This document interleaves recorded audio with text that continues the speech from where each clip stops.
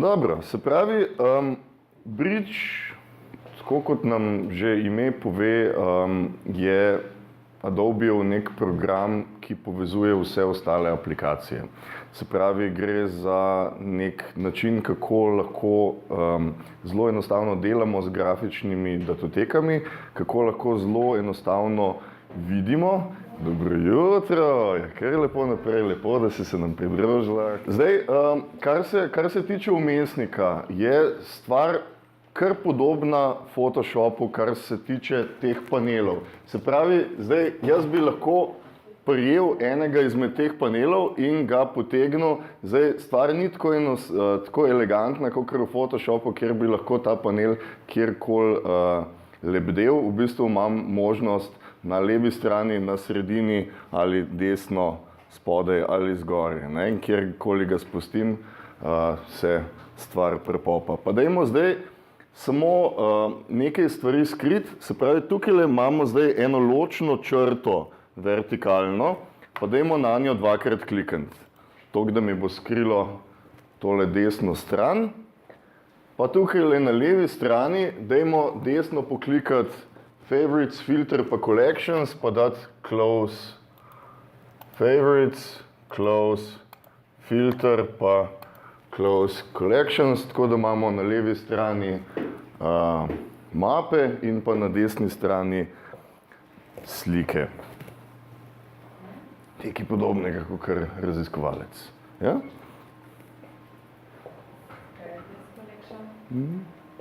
Veš kaj, tlele dvakrat klikam na Folders, od zgoraj imaš, ja? Pa zdaj zapri ostale, se pravi desno klikam, desno klikam, desno. Tak.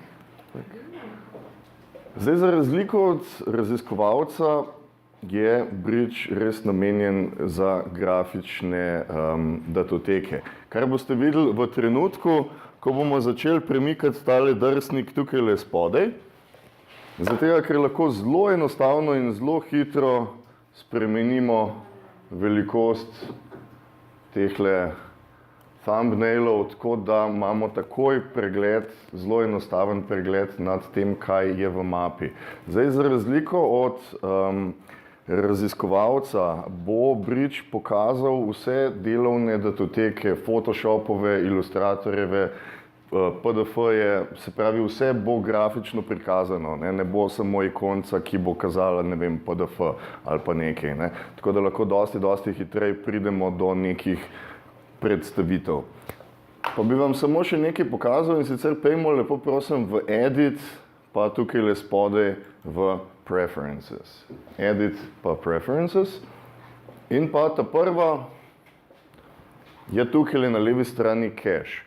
Če boste imeli tole vklopljeno, Automatically Export Cache to Folders when possible, bo on vsakeč, ko boste recimo premikali to datoteke, shranil še dve skriti datoteki, kjer bodo te majhne predstavitvene sličice shranjene. Se pravi, če bi recimo zapekli CD ali pa DVD, bi dali neki naključek, boste imeli to dosti hitrejše, zato ker ne bo rabo vsakeč znova Bridge odpirati vseh teh datotek, zato da jih boste lahko videli.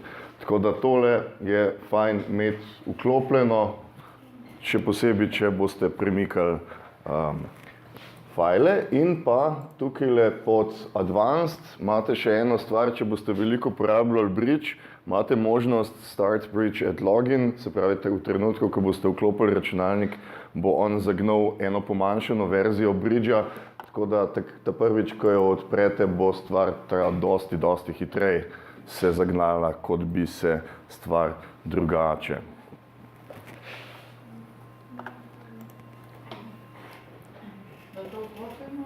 Kako? Ja, zdaj ne rabiš za tega, ker med delom ne boš videla kakšne razlike, ampak recimo za doma je pa to fajn imeti, če boš uporabljala Bridge kakorkoli več.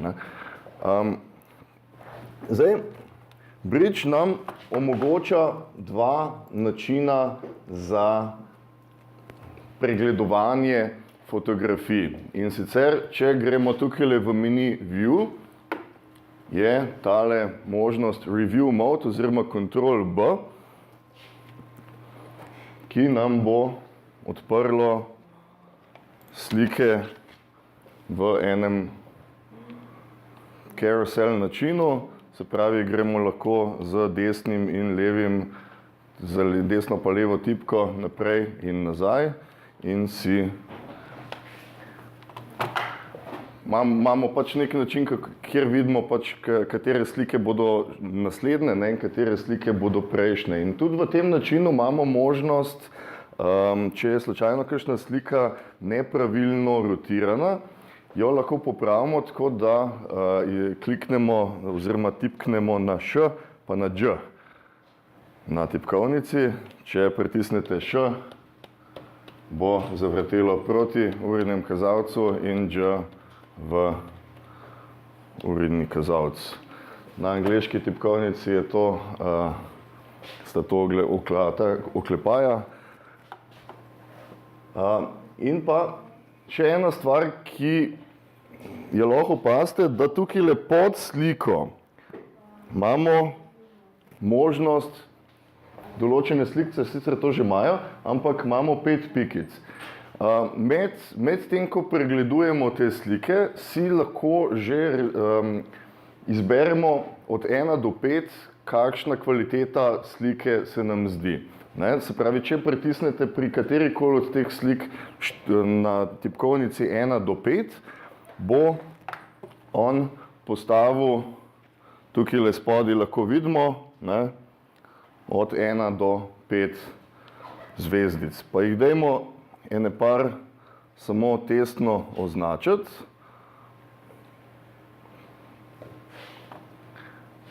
Pa dajmo stisniti Escape, tako da se vrnemo nazaj. In tudi tukaj lahko zdaj vidimo, ne? Poleg slikice je zdaj ta podatek. Ne? Vsaka izmed teh slik je bila ocenjena.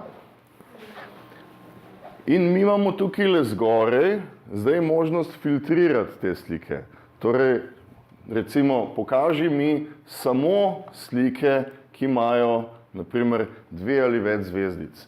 Torej, v primeru, kjer v studijskem sessionu naredimo 500 fotografij, ne, imamo zdaj zelo enostavno možnost, kako tiste najslabše skrijemo. Ne. Da recimo čim prej pridemo do najboljših fotk, ki jih bomo potem retuširali. Torej, če si izberem zdaj jaz, pokaži mi recimo 3 ali več zvezdic, mi bo pokazal samo te slike, ne, in ostale skrilo. Če želite recimo, da vam pokaže vse tiste, ki jih še niste ocenili, imate tukaj možnost Show Unrated Items Only, ne, in to bo pokazal vse tiste, ki zaenkrat še niso dobile ocene. In pa kako? Naprimer, tako kot sem prej rekel, ne, če bi imela zdaj ogromno enih fotografij, lahko ti zelo enostavno skriješ tiste, ki ti niso kul, ne. Torej, da zelo enostavno prideš do nekega boljšega izbora, ne.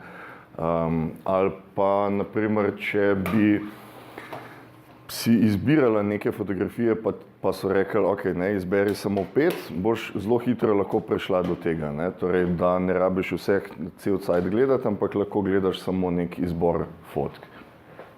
In pa, da se vrnemo zdaj nazaj, dajmo tukaj clear filter, tako da nam pokaže vse.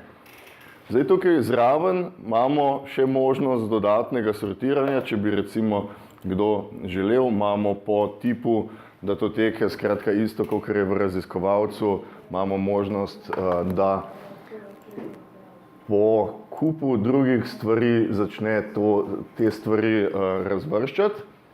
Zdaj pa, da gremo v ta drug način, je pa preprosto samo presledek. Torej, pritisnem presledek in dobimo full screen način, kjer lahko spet z desno in levo skačemo, skratka imamo maksimalno možno predstavo fotografije, ne. In če recimo jaz zdaj na tej fotografiji enkrat kliknem, sem dobil 1:1, torej 100% zoom, tako da lahko takoj vidite detajle na fotki, ne da bi rabili odpirati v Photoshopu. In pa še enkrat kliknem in bo skočil nazaj, tako da bo zapolnil cel zaslon. Ja? Tudi tukaj je lahko recimo 1:5, ne? Torej vsakič, ko boste pritisnili eno številko, bo on preprosto tukaj označil, da je ta dokument dobil nekaj ekstra zvezdic.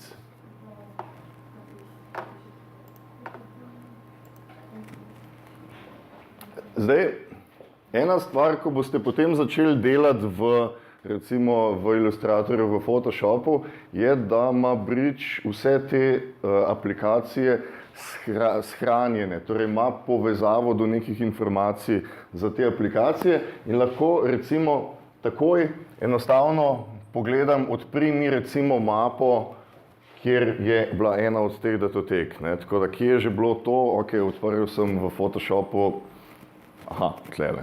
Spravi, jaz bi recimo izbral to in bi me vrgli v mapo za današnjimi predavanji.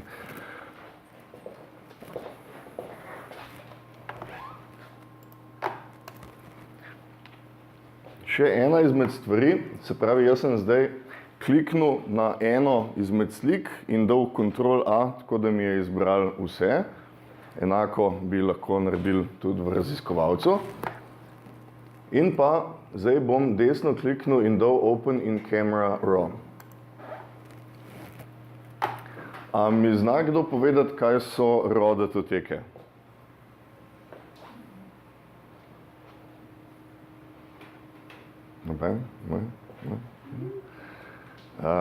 Se pravi, RAW datoteka je nekaj, kar je shranjeno direktno iz fotoaparata, iz senzorja fotoaparata.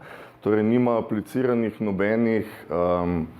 nobenih kontrastov, nobenih nastavitev, nobenih barvnih temperatur. Recimo vi ste nazadnje fotkali na RAW datotekah in RAW datoteke so recimo maksimalna možna kvaliteta, kar lahko pride iz enega fotoaparata ven, če to dopušča. Seveda je s tem dosti več dela, da pride do neke uporabne fotke, ampak vedno imate možnost najbolj maksimalno, to bom tokrat ponovil, da me boste že siti na koncu, ampak da pridete do maksimalno možnih detajlov, torej da vedno iz najboljše možne verzije fotografije, da začnete delati.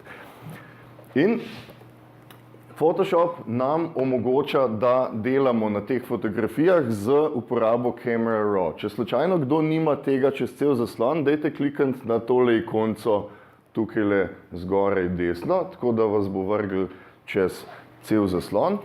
In tukaj imate naenkrat možnosti, čez nekaj minut bomo prišli do teh drsnikov, ampak naenkrat imate zelo veliko možnosti, ki jih lahko spremenite na sliki naenkrat. Recimo lahko bi začeli deformirati svetle ali pa najtemnejše dele, lahko bi spreminjali barvno temperaturo fotografije oziroma recimo spreminjali saturacijo. In to lahko naredimo na večjih fotografijah naenkrat. Na levi strani, če pogledate, imam jaz film strip vseh slik, ki sem jih izbral. Izbrali smo vse slike, dali Open in Camera Raw in nam je odprlo vse naenkrat. Torej, jaz lahko recimo zdaj kliknem na levi strani in dam enako kot prej Ctrl+A, oziroma, če bi hotel, imate tudi tukaj tele 3 oziroma 4 črtice, kliknete gor in imate tudi tukaj možnost Select All. Tako da izbere vse slike in zdaj pozorno poglejte, če zdaj jaz spremenim saturacijo, jaz spremenilo saturacijo na vseh slikah naenkrat. Torej ne rabim recimo si odpreti v Photoshopu vsake posebej in vsake posebej nekaj delam. Lahko recimo vse slike naenkrat plop, neko spremembo naredim, povečam kontrast, definiram pravilno barvno temperaturo, tralala, vse. Torej, katerokoli spremembo bi zdaj tukaj naredil, bo on apliciral na vse slike. Ko bomo prišli do vaje, vam to zna prav priti. In tukaj imamo tudi možnost porezave. Torej, zdaj imam spet izbrane vse slike in lahko rečem, ok, dajmo, naprimer, 1:1 vzeti in bom narisal en kvadrat in ta kvadrat je zdaj apliciran, ta povezava kvadrata je zdaj aplicirana na vse slike, ki so noter. Torej spet, naprimer, če bi imeli fotoaparat na stativu, pa bi bilo okoli neke površine, ki ste jo fotkali, ne vem, neke studijske luči ujete na fotke, bi lahko vse fotke naenkrat porezali in imate stvar rešeno v nekaj sekundah. Do ostalih stvari bomo še prišli, ko bomo prišli noter, tako da dajte zaenkrat klikniti na dan, spodaj desno. In lahko vidite, da so se tudi predstavitvene sličice so se posodobile na moje spremembe, ki sem jih naredil. To niso zdaj bile destruktivne komande. Bridge je podobno kot Lightroom, vse te spremembe si on zapomni. Se pravi, dokler vi ne shranite neke dodatne verzije, bo on to samo dinamično apliciral gor. Če bi zdaj te datoteke odprli recimo v raziskovalcu, so še vedno enake kot prej. In pa, če bi se želeli vrniti nazaj, imate tukaj pod Develop Settings, Clear Settings. Če imate še vedno vse datoteke izbrane, torej Develop Settings in pa Clear Settings, tako da pozabi vse te možnosti in me vrže nazaj na prvo.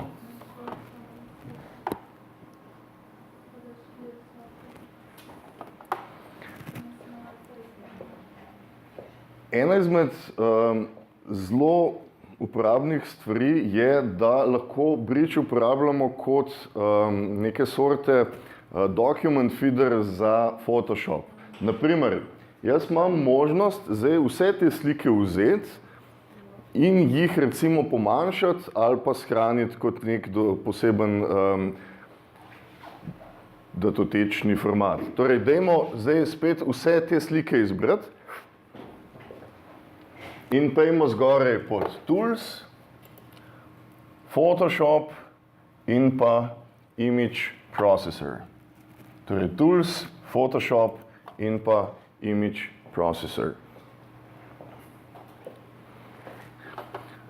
Torej, če bi imeli recimo Photoshopove file, imamo tukaj takoj možnost, da nam vse shrani kot JPEG, da nam jih najprej pomanjša, če bi recimo želeli te slike shraniti za splet, imamo tukaj takoj možnost, da nam jih pomanjša na recimo 1000x1000 in pa tukaj imamo možnost kvalitete, torej da nimamo maksimalne kvalitetne gigantske file, ampak da so te fajli malenkost manjši, tako da jih lahko pošljemo lažje po mailu, da jih lahko lažje damo na kakšno spletno stran in tako.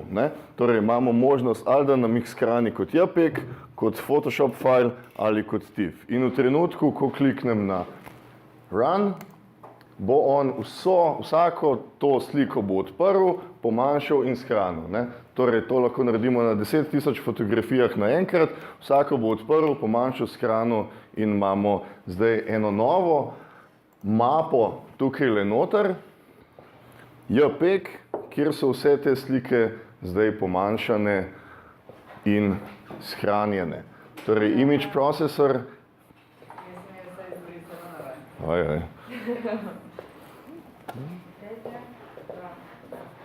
Ja, zdaj si lahko recimo izbereš, če želiš, da ti jih še pomanjša, resize to fit, in pa kakšno kvaliteto želiš imeti. 12 je maksimalna, abnormalna kvaliteta, medtem ko 1 je kvaliteta, kjer slika več ni niti razpoznavna.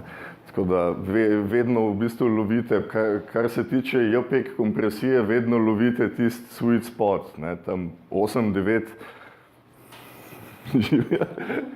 8.9 je recimo še kakor toliko zelo kvalitetno, pa že kar manjša datoteka. Ne? Če recimo pošiljate datoteke po mailu, boste prišli do nekih omejitev. Tole smo.